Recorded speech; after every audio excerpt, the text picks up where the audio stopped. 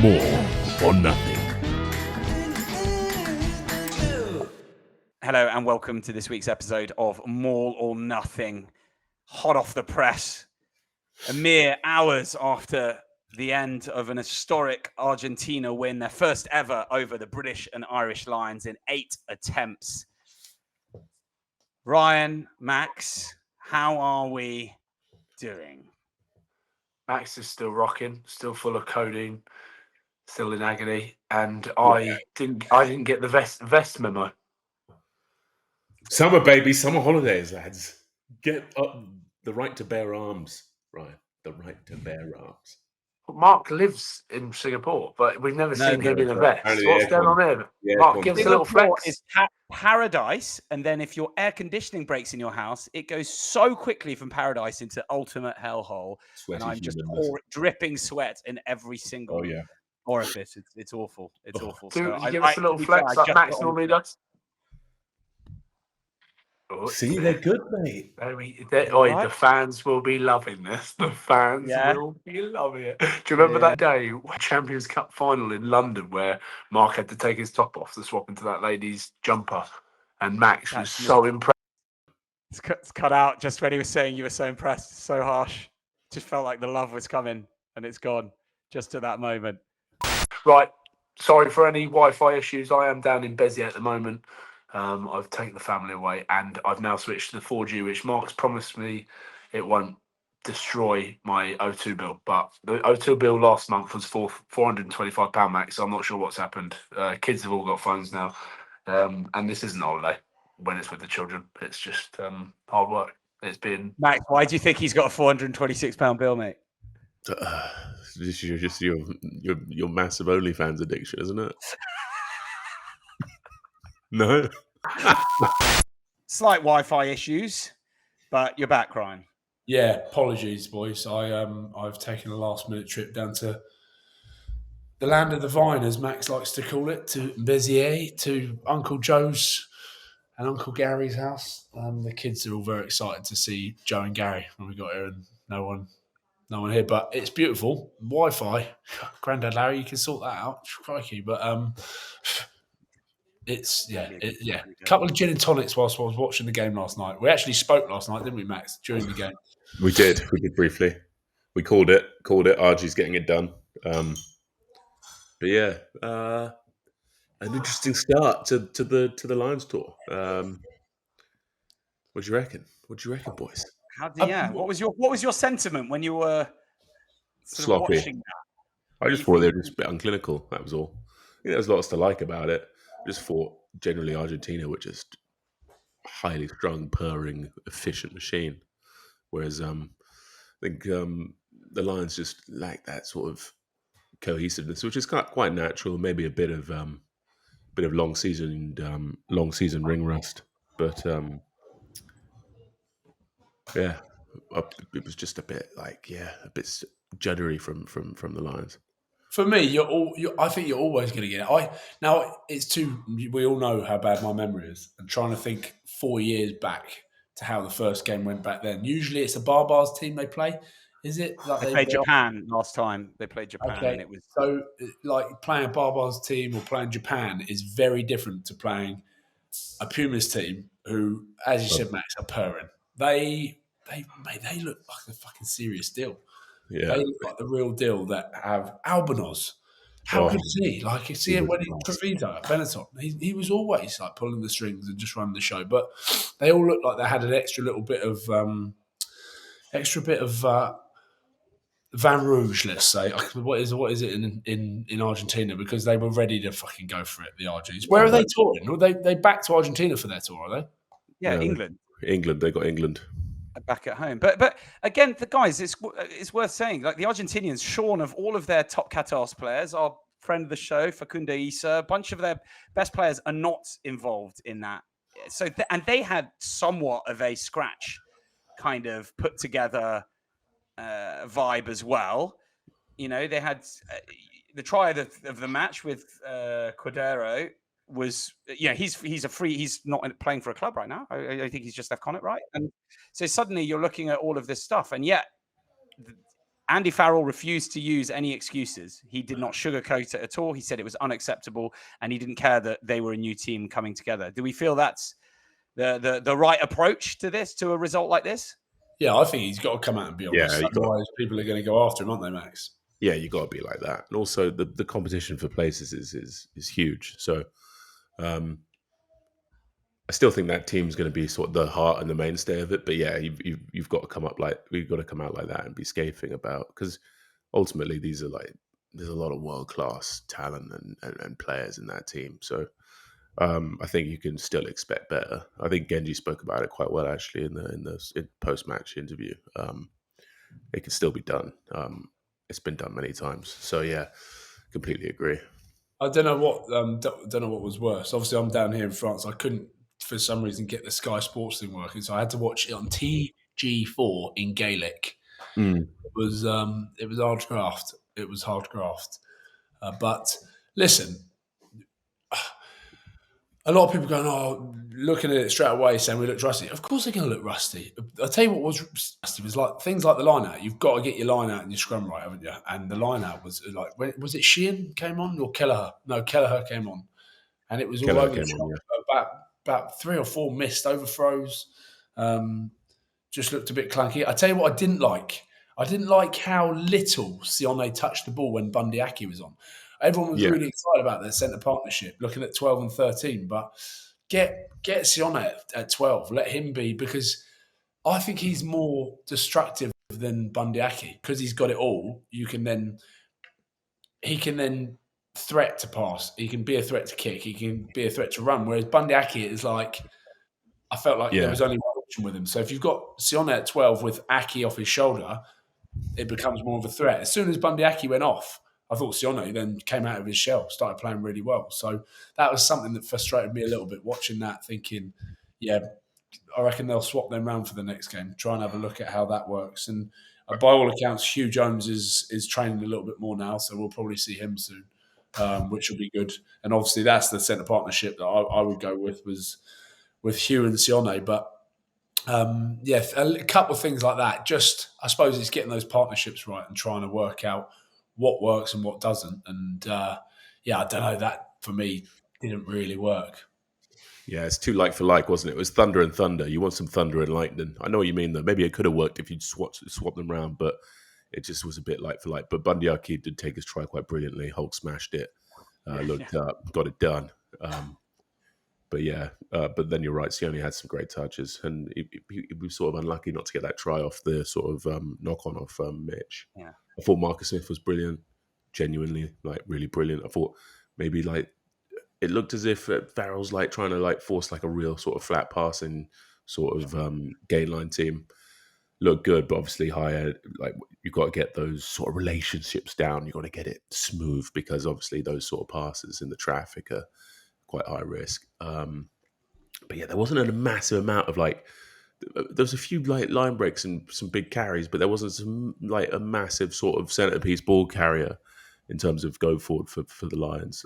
Obviously, Genji had his 20-meter break, flying through the line, and Ty Burn finishing it off in the end. But so that'll be Freeman did a lot though. Freeman, he was king-minded. Really good, didn't he? Yeah, with what he got, he was brilliant. Like, beat a few defenders, just getting it done, just looked classy. Dooza had like a good start, and then sort of it just looked a bit rusty, like what we were talking about with the sort of layoff. Just needs a bit more time in the saddle, I think. So yeah, be interesting to see what happens there. For Elliot Daly when he came on was brilliant. So that with him and Tuipulotu in the middle, that looked tasty. But they didn't win, Max, and that's all that anyone's going to talk about. They didn't win, and it's a Lions tour, and they should be winning every game. Like, is it unacceptable? Who have they got next? Western Force. Western Force. Yeah. So I'll be there for that. But I wonder, guys, genuine question: would it have been more useful for the Lions to take on, let's say, the Barbars or perhaps not as strong a nation as Argentina, and and beat them, comfortably, potentially, or won relatively with something it's Alliance. Is that going to be better for you going into a tour down under than what they have learned quite ruthlessly just then? Ultimately, it's a Lions tour to Australia, Mark. It's not a Lions tour in Argentina. It wasn't a one-off against Argentina. It's a Lions test series against the Wallabies. So will they have learned more from that, Max? Will they have learned more from that than that game they did, beating Japan last time round or the time before where they sort of hammered? I think so.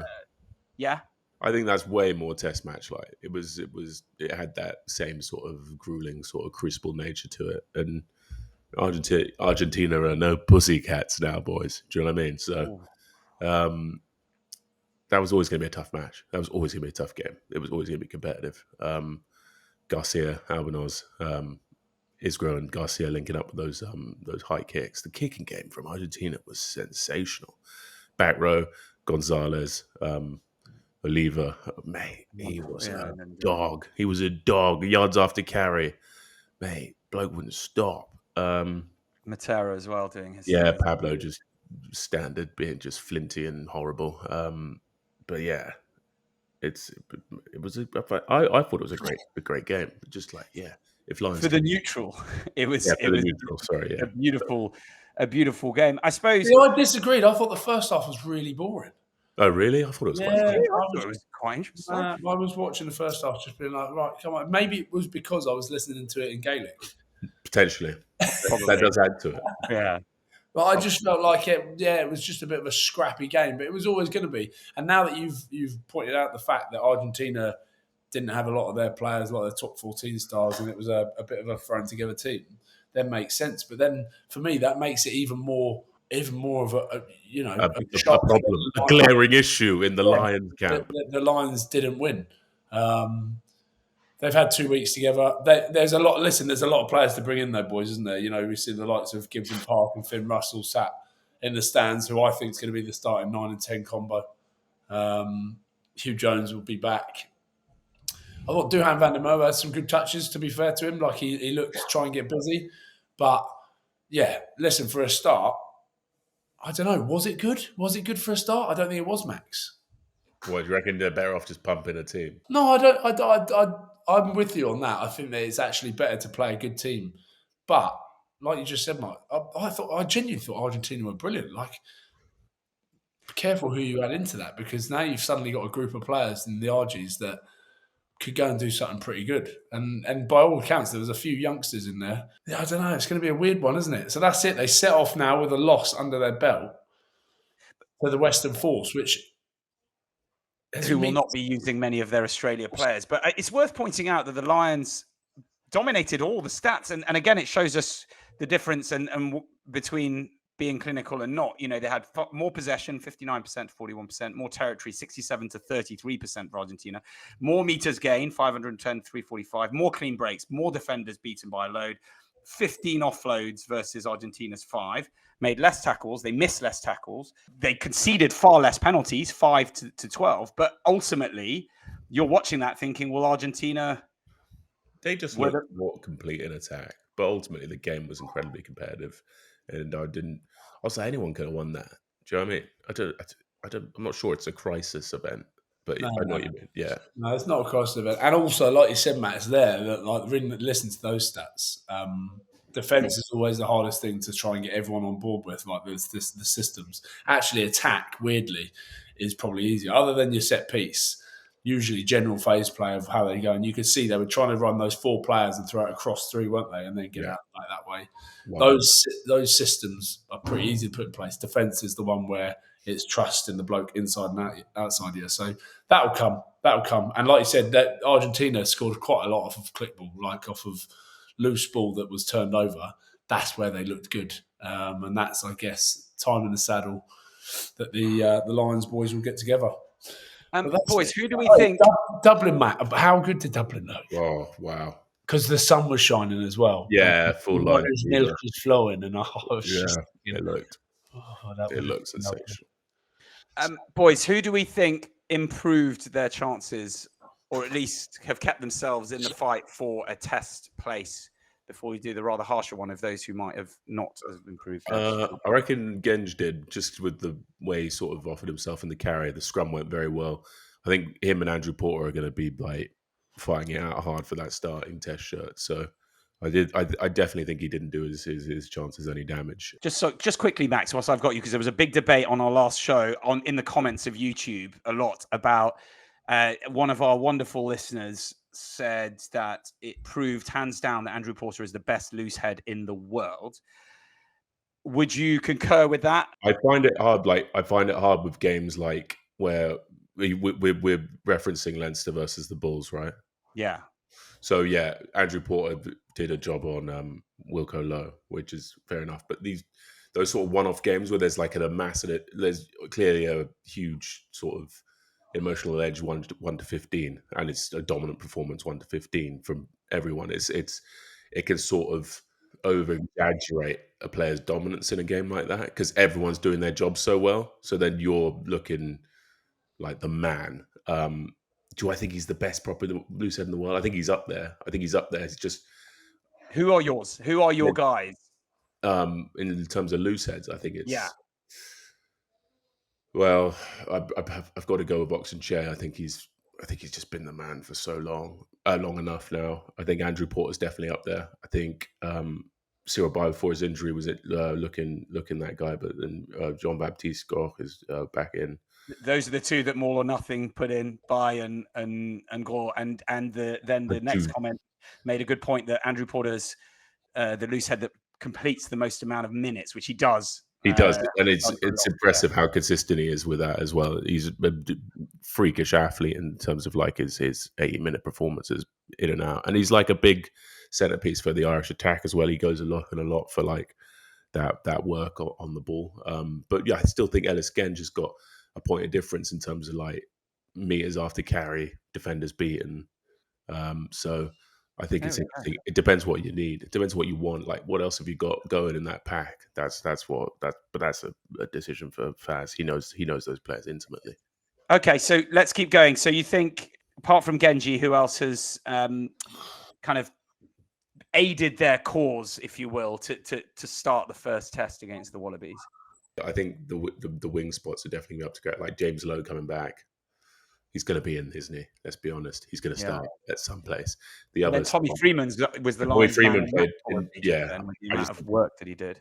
Yeah, Tommy Freeman played better. Okay, so there could be one that you're saying maybe almost played themselves out of it. I genuinely think Sione in that second half, from what I saw, like he turned it on and he was the one like. Yeah, he just looks, just so well rounded, very cool. But and remember, you put him next to Finn Russell in a position that he likes. I'm happy with it. So I think Sione has put himself in there. I think Bundyaki almost played himself out at 12, put him back at 13. I think Atoje played pretty well. You could see he was just going after everything. It'd be interesting to see if they keep Ty Bergen with Atoje because they're quite. I feel like Ty Bergen's like a sort of link playing, super skillful sort of lock 6. Do they keep him in with Marrow, or do they want like a little bit more of a bruiser? Because they're sort of, I feel like they're similar players. Obviously, Marrow's a bit more of like a nuisance off-ball merchant and just a worker, a grafter. But maybe. Well, what do you guys prefer, Max and Brian? Normally speaking, because there's, when you were at Glasgow or Bristol and Bath and stuff, do you want your enforcer, your sort of, your Backies, Martin Johnson type person who's in there, who's absolutely just in there to just melt people in the middle and power into rucks and just hit? Or do you want two slightly more athletic second rows? No, a block lock's pretty good as well because he's handy for the tight end prop in terms of the scrum. So you kind of want like. Will you go with a Chesham? Is that what you would do, Max? Would you, based on what you would prefer, sitting in the front row of McCarthy or Chesham? Yeah, potentially. Yeah, who would you have? Kind of like I just like McCarthy's all round like just sort of craziness around the field. Yeah, like quite a good target to clean out, always on ball. And I think he's played strongly for Leinster, and Ireland. So I'd probably get him in there. But Ty Burns he's such a class. But this is just Lions, isn't it? It's always there's no sort of shortage of quality. Yeah, so it's always going to be an issue in that regard. People that play themselves out, brutal, but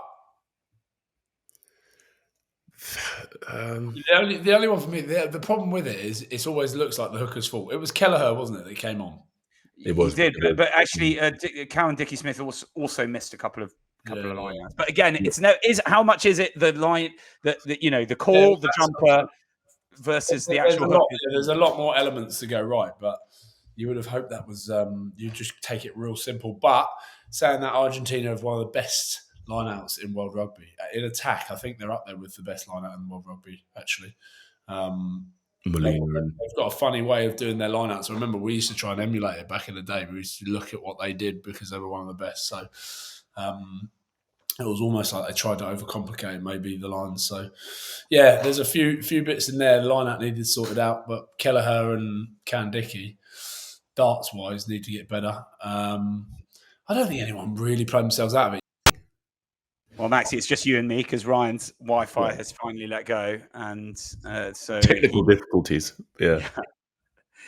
So I'm afraid we've lost Ryan, which I'm sure for many of our listeners, everybody's got rather happy with the ending of the show.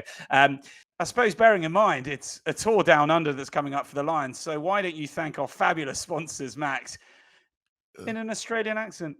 I'll do my best Antipodean, my best Australian. Good day, folks. Here at More or Nothing, we'd like to thank the people that have sponsored us from day one. Yes, the wonderful people at Wolf Craig Distillery. They've sponsored us through our inane ramblings, good times, epic pilgrimages of the piss, celebrating this great game, the game of egg chasing.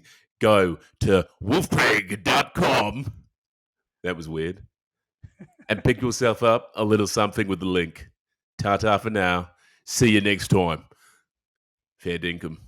But yeah, so Max, huge thank you. Just a quick one. Your rehabs, you're back into Bristol now for rehab the whole time. Oh yeah, I've got a few bits. I've got Monday, Wednesday, Friday. Just the beginnings of some fine motor movements. Just getting some movement back in the ankle joint. And we start rehabbing and mending this poor main syndesmosis and getting on the road to recovery. Does it feel like a little bit like having to go back to school over the summer holidays? Like a little bit. There, right? Oh, there'll be a couple of guys, but they'll be also maimed. It's just the nature of the beast, mate. Has to be done. Well, look, you can keep giving us a weekly update on how it's feeling. I know it's a bit sore today, so we'll let you put your feet up as you will, and then and have a good rest of your weekend. Huge thank you, Max, and to Ryan as well. Everybody on their holidays taking the time to give us their straight off the bat thoughts after that Lions defeat to Argentina. That's how they've kicked off the tour. We will be with you throughout the summer tour down under against the Wallabies, and we will see you all next week.